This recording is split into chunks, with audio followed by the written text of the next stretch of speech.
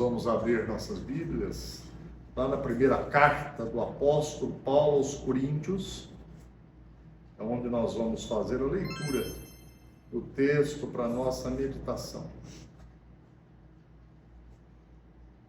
O tema da meditação hoje, por ser a Santa Ceia, é a celebração do amor de Deus. 1 Coríntios 11, do 23 ao 26.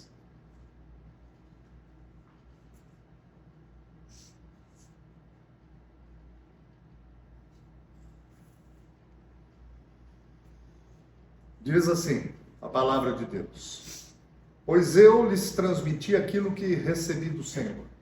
Na noite em que o Senhor Jesus foi traído, ele tomou o pão, agradeceu a Deus, partiu e disse: Este é o meu corpo, que é entregue por vocês. Façam isto em memória de mim.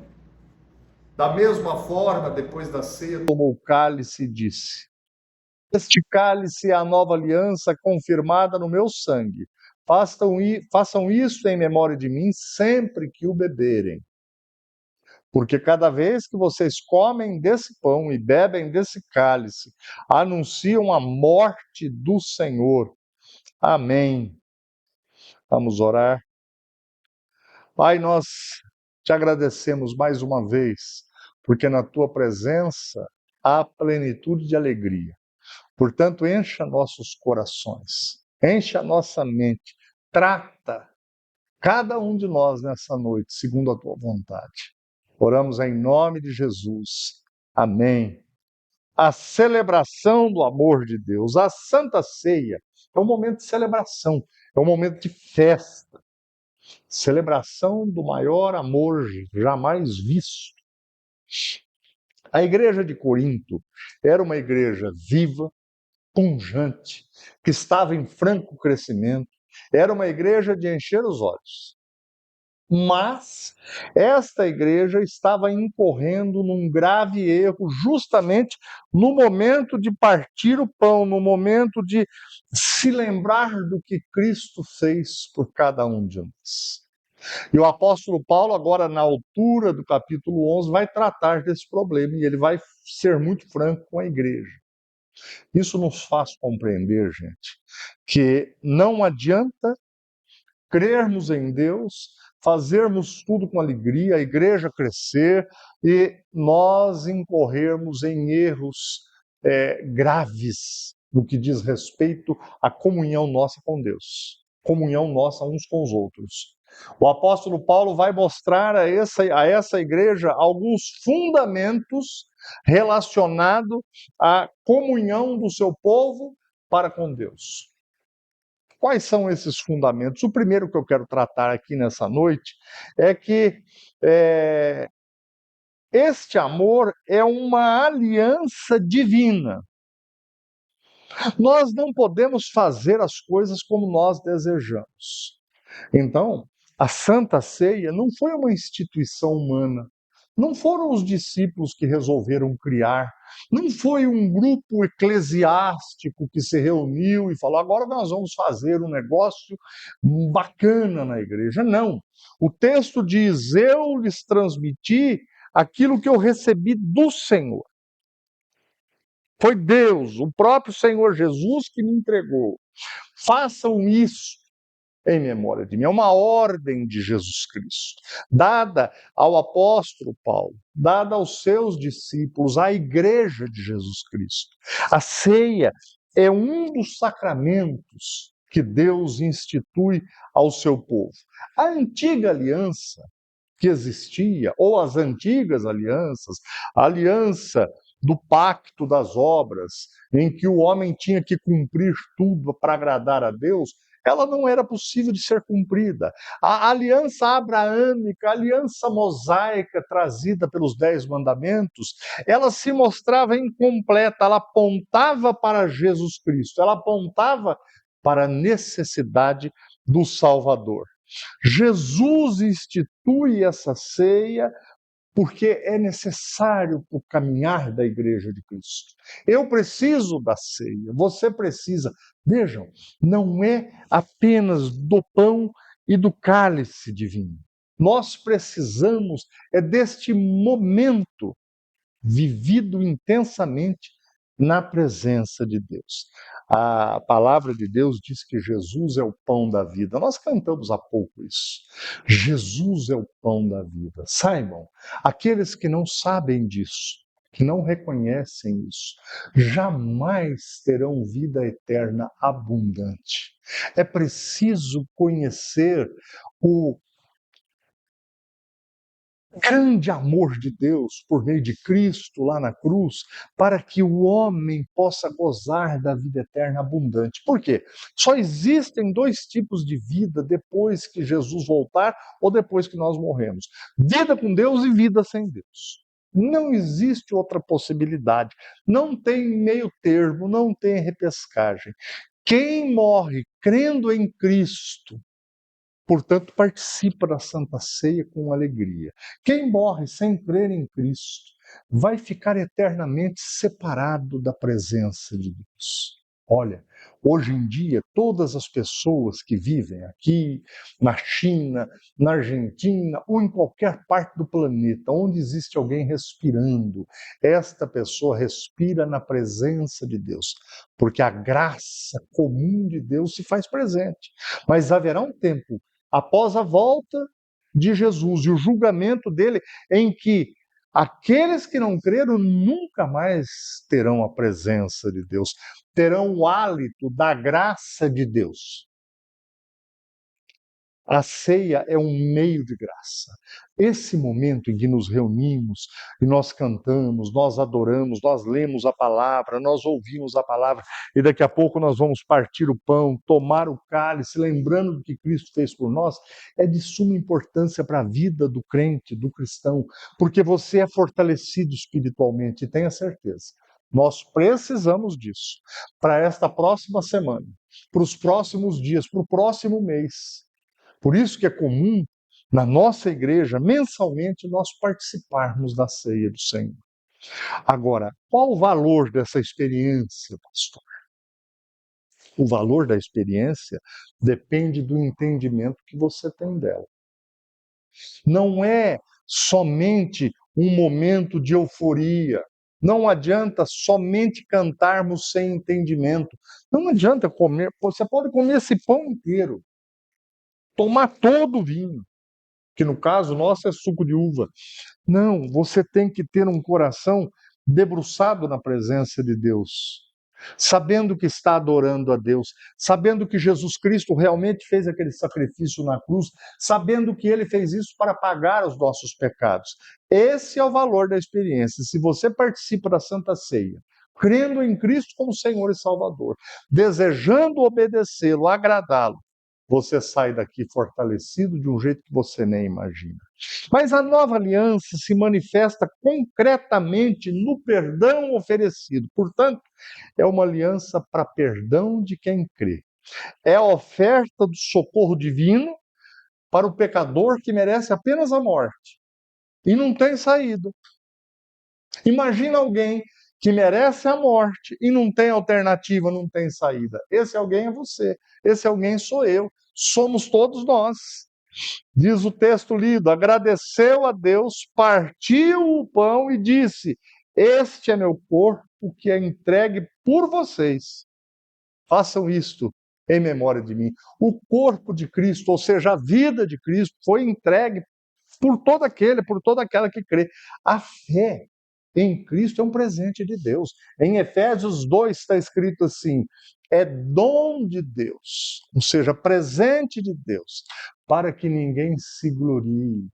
Para que ninguém fale, não, eu sou membro de tal igreja, a nossa igreja é muito séria, ou a nossa igreja, olha, só tem crente, olha, na nossa igreja tem gente muito crente. Não, não é pelo que você faz, não é pelo que a tua igreja faz, é por aquilo que Cristo já fez. É presente de Deus.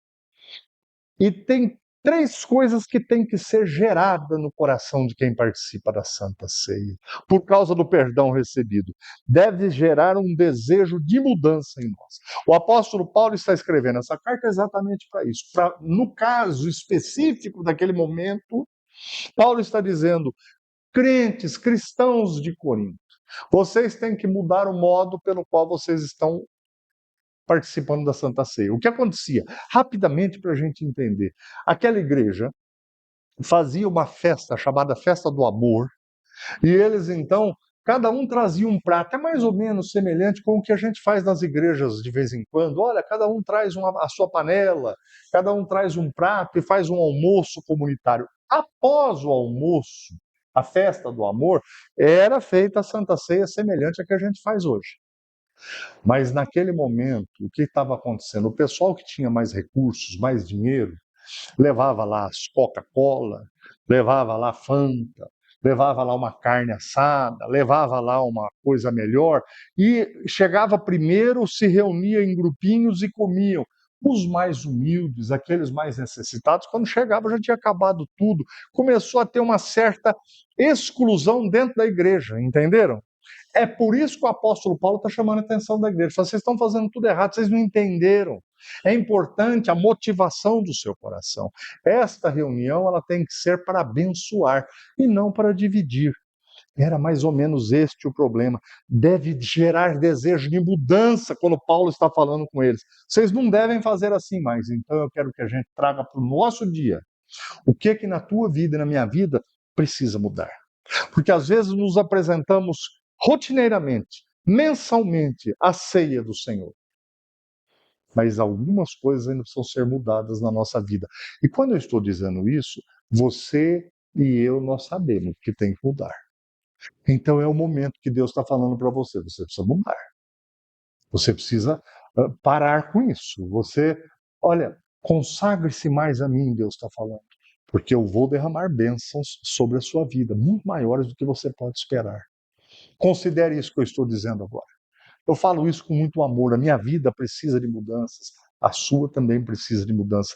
Toda vez que você participar da ceia, Deus está te convidando. Mude. Transforme esse momento em oportunidade. Deve gerar, em segundo lugar, gratidão para alguém que não tinha saída. Não tinha jeito. Você e eu estávamos fadados ao inferno, junto com o capeta e seus companheiros. É só gente ruim lá no inferno, gente. Algumas pessoas questionam como é que vai ser o inferno, pastor. Olha, eu digo como os crentes do passado, não sei, não quero nem saber, vai ser muito ruim. Só de pensar que tem todos os demônios lá e um punhado de gente que não acreditou em Jesus Cristo, deve ser um lugar muito ruim. Eu tenho que ter um coração grato diante de Deus. Jesus não viu, não tinha nada em mim, em ninguém aqui para ser. Deus olhar e falar: olha, aquele homem é bom, aquela mulher, olha aquela jovem. Não! Pelo contrário. Se Deus fosse olhar as nossas qualidades, os nossos atributos, ó, mas pela graça. Então nós temos que ser gratos a Deus.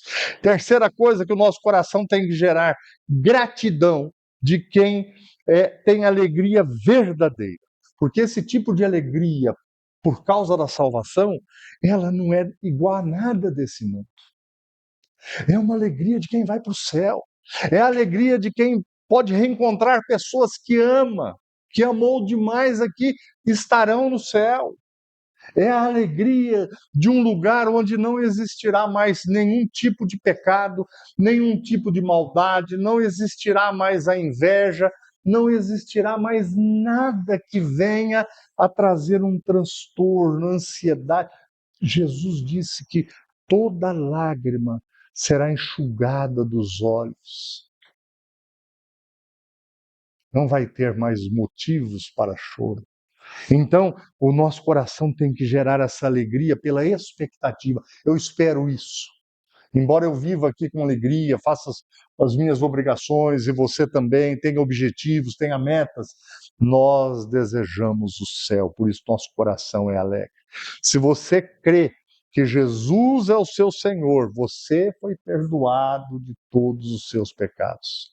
O grande desafio trazido à igreja nessa nova aliança é que ela é uma aliança para ser anunciada a todos. Um momento de comunhão fraterna, quando a gente participa da Santa Ceia. Todos nós aqui somos diferentes, temos problemas diferentes, vivemos de um modo diferente. Mas é um momento de alegria e de união fraternal. Mas a Bíblia diz que nós devemos participar dessa ceia para anunciar o que Jesus fez. Nós estamos nas Olimpíadas da França, há 100 anos, exatamente há 100 anos. Um homem na Olimpíada que ocorreu na França, Eric Liddell, não sei se vocês já ouviram a história dele. É daquele filme que foi feito depois chamado Carruagens de Fogo. Ele era um atleta presbiteriano escocês. E ele ia correr os 100 e os 200 metros.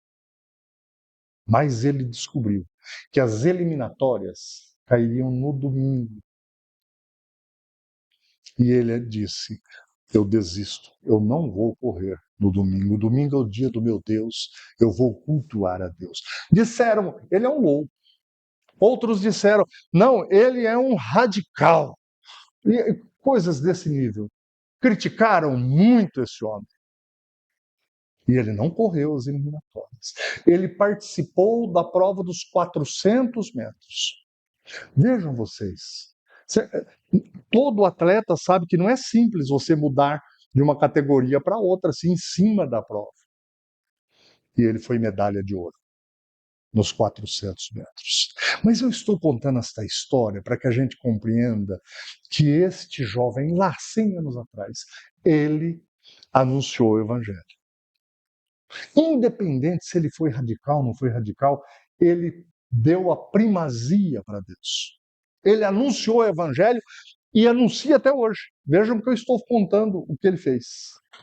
É anunciar o evangelho quando participamos da ceia, quando amanhã nós estaremos aí no nosso trabalho, nós estaremos na vida, no dia a dia.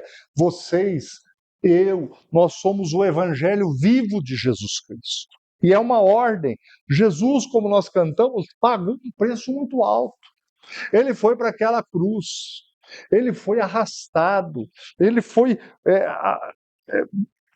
humilhado, cuspiram em Jesus. Ele não tinha culpa de nada.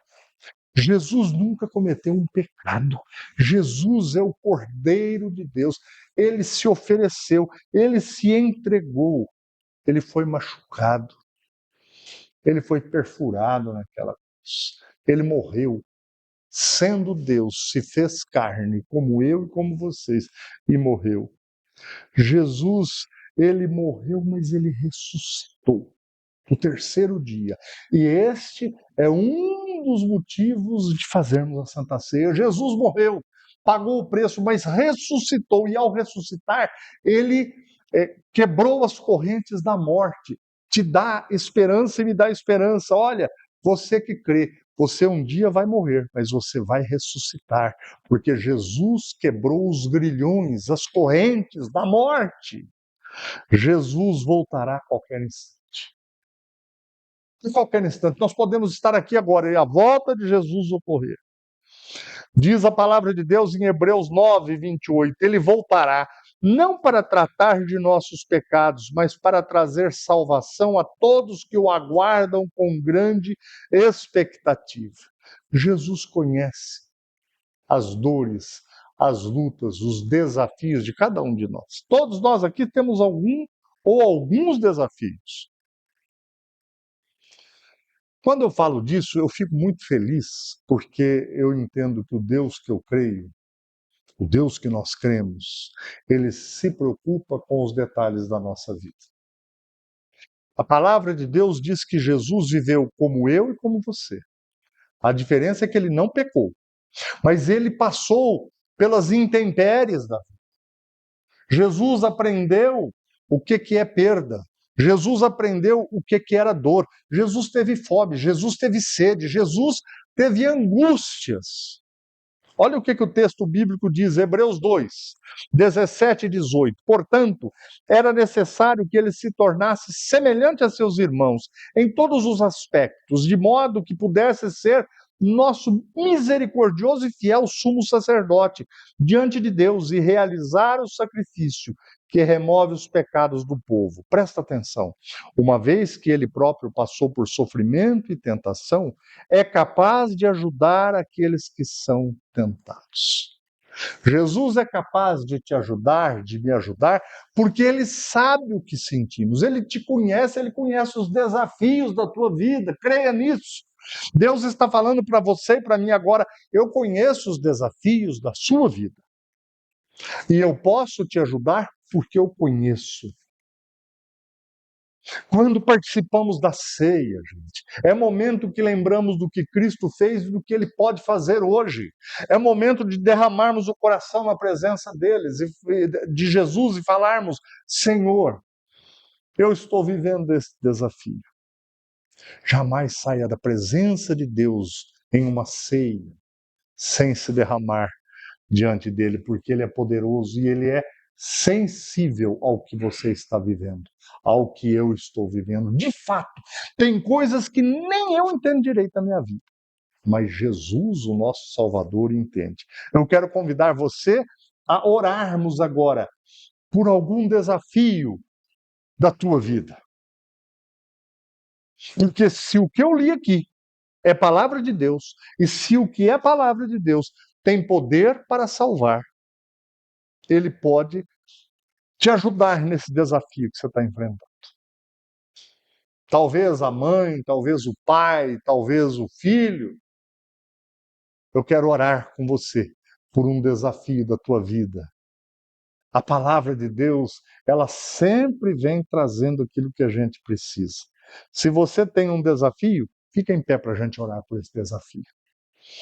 Olha, quando eu faço esses convites, é somente para quem realmente sente isso no coração. Você não tem, fique tranquilo, glória a Deus, tua vida está plena. Mas creia que este é o momento em que os céus se abrem e o poder de Deus desce. E o poder de Deus visita cada um de nós de uma maneira extraordinária, espetacular. Feche teus olhos, coloca aí no teu coração agora, claramente, Senhor, o meu desafio é este. Ó Pai, Tu és santo, Tu és o único Deus e verdadeiro Deus.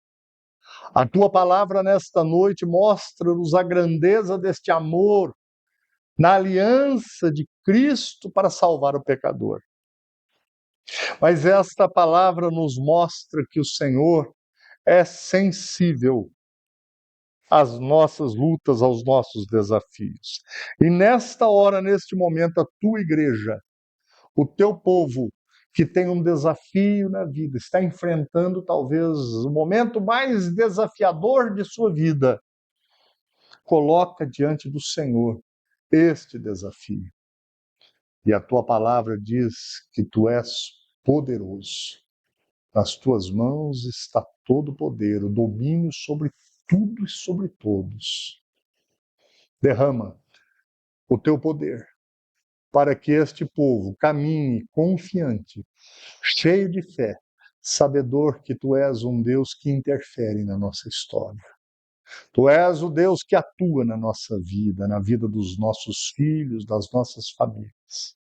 Que a tua bênção traga refrigério ao coração desta mãe, deste pai, deste filho que está clamando agora.